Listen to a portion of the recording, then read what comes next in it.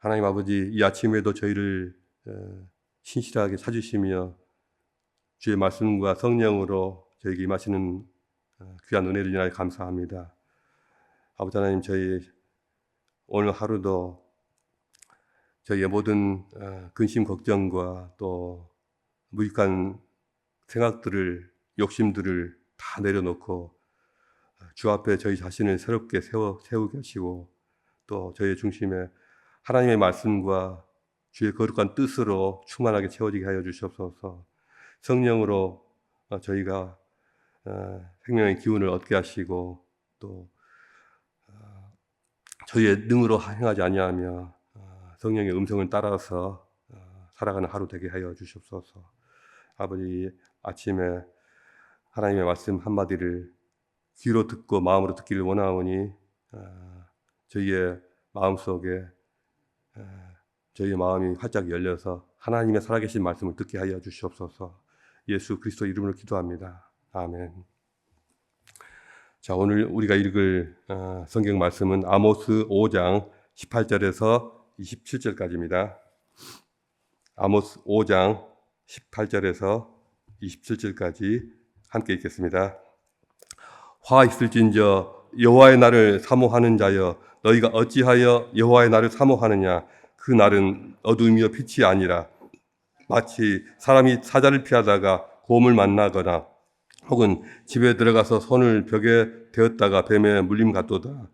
여호와의 날은 빛없는 어둠이 아니며 빛남 없는 캄캄함이 아니냐? 내가 너희 절기들을 미워하여 멸시하며 너희 성회들을 기뻐하지 아니하나니 너희가 내게 번제나 소제를 드릴지라도 내가 받지 아니할 것이요 너희의 살찐 희생의 화목제도 내가 돌아보지 아니하리라. 내 노래소리를 내 앞에서 그칠지어다. 내 비파소리도 내가 듣지 아니하리라. 오직 정의를 물같이 공의를 마르지 않는 강같이 흐르게 할지어다. 이스라엘 족속아, 너희가 40년 동안 광야에서 희생과 소제물을 내게 드렸느냐? 너희가 너희 왕 식굿과 기운과 너희 우상들과 너희가 너희를 위하여 만든 신들의 별 형상을 지고 가리라. 내가 너희를 다메섹 밖으로 사로잡혀 가게 하리라. 그의 이름이 만군의 하나님이라 불리우는 여호와께서 말씀하셨느니라. 아멘. 자, 오늘 이 말씀을 가지고 여호와의 날에 라는 제목으로 함께 은혜 나누고자 합니다. 우리가 구약의 여러 선지서들을 읽게 되면 여호와의 날 혹은 주의 날이라는 말을 수시로 접하게 되는데요. 요즘 식으로 말하면 종말론입니다. 여호와의 날, 주의 날, 곧 종말론인데요. 오늘날에도 성경에서 말하는 이 종말론을 오해하면서 불건전한 신앙이나 또는 이단 사상에 빠지는 경우가 많지 않습니까? 어떤 종말론 사상을 가지고 있느냐, 건강하고 또 올바른 종말론 사상을 가지고 있는지 아니면 한쪽으로 치우친 거짓된 종말론 사상을 가지고 있느냐, 또는 종말론 사상이 그 마인드에 없느냐, 이런 것이 그 사람의 신앙을 결정한다고 해도 과언이 아닐 것입니다.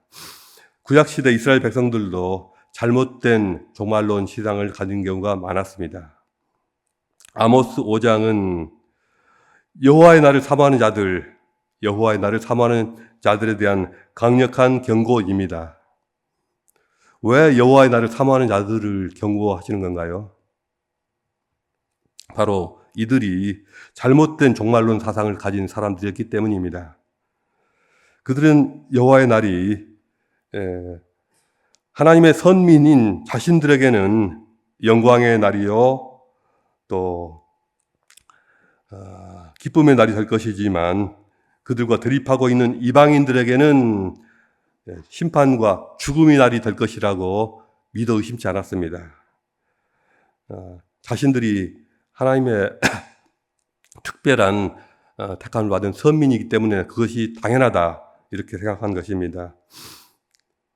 그 사실을 보증하는 것이 바로 저 예루살렘에 있는 성전이고 또 장차 임하게 될 그 영광을 위한 반대 급부가 자신들이 날마다 성전에서 드리고 있는 그 성전 제사들, 그리고 화려하게 치러지는 여러 절기들, 그것들이 바로 그것들에 대한 반대 급부가 바로 자신들이 받게 될 여호와의 날의 영광이라고 믿었던 것입니다. 그들은 상상하기를 인간 역사의 끝에는 그렇게 화려하고 영광스럽게 차려질 자신들만을 위한 대단의 무대가 마련되어 있을 것이다, 준비되어 있을 것이다 라고 믿었습니다. 그러나 아모스는 무대 뒤편에 진짜 실상을 그들에게 말해줍니다. 그들이 그렇게 열망하던 그 날이 사실은 그들에게 어둠과 심판의 날이 될 것이며 결국은 그들은 비극의 주인공으로 남게 되리라는 사실을 말해주고 있습니다. 이스라엘 백성은 겉으로 보기에는 열심히 있고 또 경건하고 문제없는 신앙으로 보였을지 모르지만 실상은 전혀 그렇지 않습니다. 그들은 절기를 잘 지키고 풍성한 제사를 드리며 또 소리 높이 찬양했지만 그럼에도 불구하고 그들의 모든 예배와 그들의 모든 제사와 그들의 모든 목소리는 하나님의 기준과는 전혀 동떨어진 것이었습니다. 나는 너희 절기들을 미워하고 멸시하며 너희의 노래소리를 듣지 아니하리라. 이것이 거룩하신 하나님의 말씀이었습니다. 하나님께서는 왜 그들의 절기와 그들의 제사를 그토록이나 강하게 거부하셨을까요? 왜냐하면 그들의 신앙은, 그들의 모든 제사와 절기들은 그들의 악하고 폐역한 삶을 포장하는 포장지에 불과했기 때문입니다. 아모스 3장과 또 7장을 잘 읽어보면 북이스라엘 백성들의 삶이 얼마나 부패하고 또 하나님의 뜻을 벗어나서 거스리고 있었으며 정의와 공의를 내팽개치고 있었는지를 적나라하게 보여주고 있습니다. 우리의 상상을 훨씬 넘어서는 그러한 그들의 삶의 모습이었습니다. 그들의 패역한 삶의 모습을 가만히 내버려 둔 채로 그것을 당연하게 온전시키면서 그저 짐승을 태우는 온갖 이 냄새와 또 절기 때마다 드려지는 종교 의식만으로 하나님을 기만하려고 하는 그들의 시도는 하나님께서 미워하시며 가증히 여기실 뿐이었습니다. 실제로 그들의 삶은 하나님의 성품에 완전히 반대되는 모습이었습니다. 5장 7절에서 북이스라엘 백성들에 대해서 정의를 쓴 쑥으로 바꾸며 공의를 땅에 던지는 자들이라고 표현하고 있습니다. 이스라엘 사회는 가난한 자들을 억압하고 약한 자들을 착취하고 오직 강한 자들의 이익만을 위해서 봉사하는 그런 불의로 가득 차 있었습니다. 그들은 화려한 예배와 절기로 자신들의 종교적 열심을 과시했지만 그들의 그러한 종교적 열심은 그들의 악한 삶을 포장하고 그것을 그들의 냄새를 가리는 껍데기에 불과했다는 것이죠. 그들이 왜 이렇게 됐을까요? 문제는 하나님과의 관계가 잘못되어 있었고 끊어져 있었기 때문입니다. 그들은 하나님과의 관계마저도 상업적인 거래로 생각했습니다. 나는 제사를 이만큼 드리고 또 이만큼 찬양을 올렸으니 이제 틀림없이 하나님께서 나를 축복하실 것이다. 이런 식으로 잘못된 확신에 빠져 있었습니다. 진정 하나님께서 무엇을 그들에게 요구하시고 하나님께서 기뻐하시는 것이 무엇인가를 그들은 알려고 하지 않았고 궁금해 하지도 않았습니다. 그런 것들은 그들의 관심 밖이었습니다. 그러나 아모스는 주의 날이 오히려 그들에게 있어서 어둠과 혼란의 날이 될 것임을 경고하고 있습니다. 20절에서 그날은 어둠이며 빛이 아니며 캄캄하여 빛이 그 속에 없으리라고 말하고 있습니다. 아모스 선지자에 의하면 여호와의 날은 선민들이 영광을 받는 날이 아니라 오히려 이 땅에 공의와 정의가 완전히 실현되는 날이고, 모든 억울한 일들이 풀리고, 또 모든 슬픈 자들이 위로를 받는 날이고, 또 하나님의 뜻에 거슬려 살아온 모든 자들에게는 그들의 삶에 합당한 심판이 임하는 날입니다. 하나님의 선택을 받은 백성이라 해도 결코 예외가 되지 않습니다. 이 메시지는 단지 구약시대 이스라엘만의 문제가 아닙니다.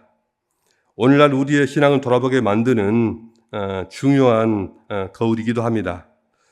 우리는 과연 우리의 신앙과 우리의 삶이 하나님의 기준에 과연 얼마만큼이나 부합한다고 말할 수가 있을까요?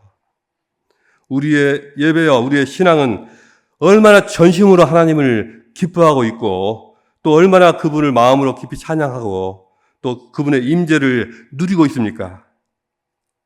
하나님께서는 우리의 마음과 우리의 실제 삶을 보고 계십니다. 우리는 삶 속에서 우리가 보여드리는 것에 주목해 봐야 합니다. 24절에서 오직 정의를 물같이 공의를 마르지 않는 강같이 흐르게 할지어다 라고 말씀하고 있습니다. 정의와 공의는 단지 도덕적인 삶을 요구하는 것이 아니라 하나님과의 바른 관계 속에서 흘러나오는 그런 삶의 열매, 필연적인 열매입니다. 정의는 모든 인생들을 공평하고 공정하게 대하는 것이고, 공의는 하나님께서 그들을 지으신 창조의 가치에 합당하게 그들을 대우하는 것입니다. 공의는 또 그리고 정의는 우리의 일상 속에서 올바른 판단과 행동을 통해서 드러나게 됩니다. 이 두 가지는 진정한 우리 신앙의 척도입니다. 우리가 드리는 예배와 또 입술의 찬송과 모든 절기와 이런 것들이 참된 신앙으로 이어지기 위해서는 우리의 삶이 하나님의 뜻과 하나님의 성품을 반영해야 합니다. 하나님의 성품이 우리의 언행 속에서 드러나야 합니다. 혹시라도 다른 사람을 속이거나 또 불의한 이익을 추구하며 그것을 즐기던 사람이 열심히 예배를 드리고 찬송을 드린다 한들 하나님께서 결코 받지 않으신다는 것입니다. 여호와의 날을 사모하는 자들에 대한 아모스의 경고는 우리의 신앙의 본질을 묻는 그러한 질문을 던지고 있습니다. 단순히 겉보기에 그럴듯한 종교 행위에 만족하면서 하나님의 심판은 나와 무관하다,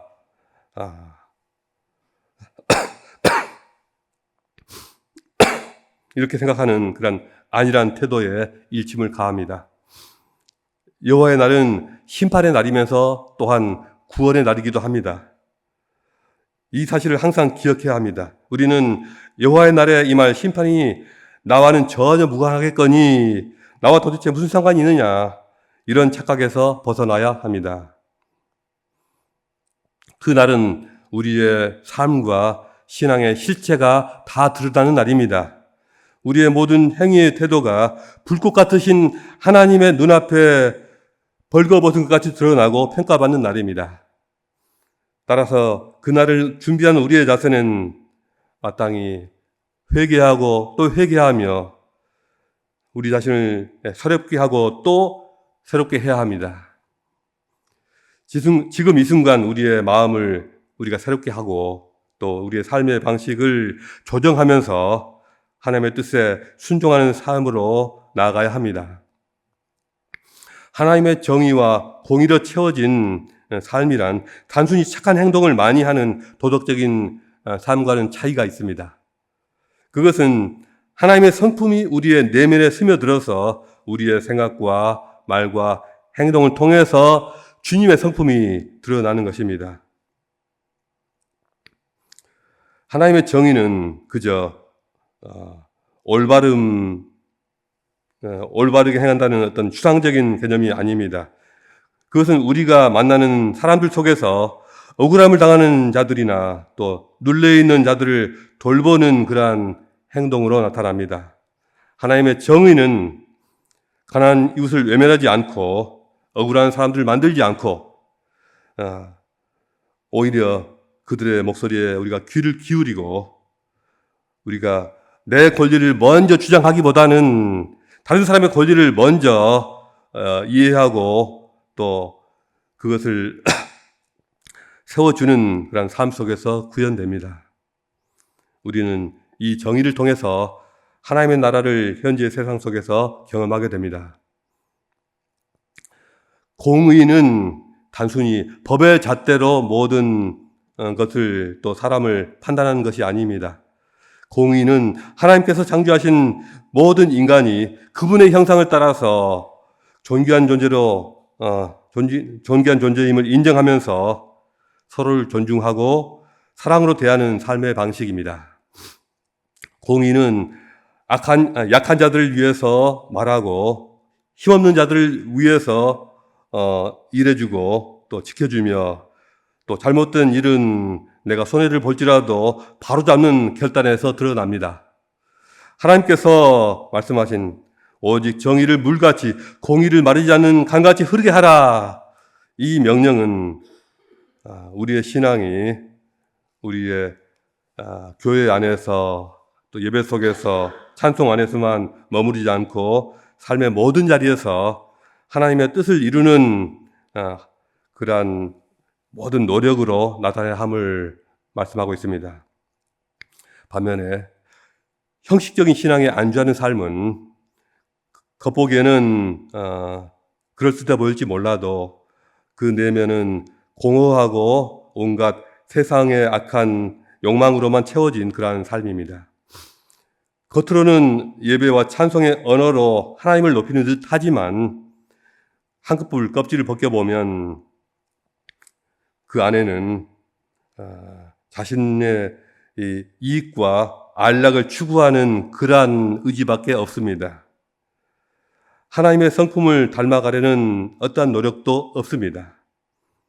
이런 삶은 마치 하나님을 자신이 원하는 축복을 얻기 위한 수단으로 어떤 도구로 이용합니다.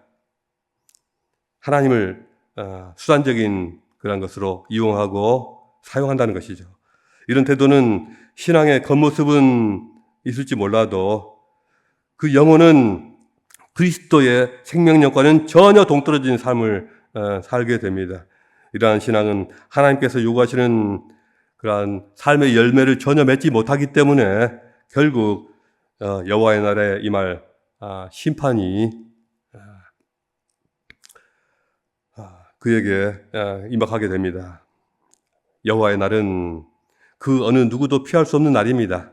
그날은 단순히 우리의 신앙 고백이 얼마나 화려했는가를 평가하는 날이 아닙니다. 그날은 우리의 삶이 하나님의 말씀과 얼마나 일치했는지가 드러나는 날이고요. 우리가 하나님의 정의와 공의를 얼마나 삶 속에서 구현했는지를 평가받는 날입니다. 이 날은 우리의 말이 아니라 우리의 행동이 하나님 앞에 증언하는 날입니다. 만약 우리가 입술로 고백한 것과 손과 발로 행동했던 것이 전혀 다르다면 그날은 우리에게 어둠과 절망의 날이 될 것이 분명합니다. 그러나 우리의 삶이 하나님의 정의와 공의로 채워지고 그분의 뜻에 따라서 그분의 성품을 반영하는 그러한 하루하루였다면 여호와의 날은 심판이 아니라 구원의 날이요 영광의 날이 될 것입니다. 이제 우리는 어떻게 해야 합니까? 여호와의 날을 단지 미래의 사건으로 여기고 두려워하며 외면할 것인가? 아니면 지금 이 순간 우리의 삶과 신앙을 새롭게 하여 그 날을 준비할 것인가? 하나님께서 기뻐하시는 삶은 앞날을 두려워하며 외면하는 삶이 아니라 우리의 삶을 새롭게 하면서 그 날을 준비하는 삶입니다. 교회 안에서의 행동으로 뿐만 아니라 우리의 일터에서 또 우리의 가정에서 이웃과의 관계에서 하나님께서 원하시는 일들을 기도하며 행해 나가는 것입니다. 신앙은 단지 우리의 구원을 확보하기 위한 최소한의 보험이 아니라 하나님의 성품과 하나님의 뜻을 우리 삶 속에서 실현하는 과정입니다. 우리의 언행과 우리의 기도와 우리의 모든 삶이 하나님의 성품을 드러내는 것이 되기를 소망합니다. 교회에서 우리가 드리는 예배와 우리의 찬송과 우리의 기도가 단지 그것만으로 끝나지 않고 삶의 예배로 나타나고 삶 속에서의 찬송으로 나타나고 삶 속에서 순간순간 우리가 드려지는 기도로 확장되기를 소망합니다. 여호와의 날이 심판의 날이 아니라 구원의 날이 되도록 지금 이 순간 우리의 마음과 또 우리의 삶을 새롭게 하십시다.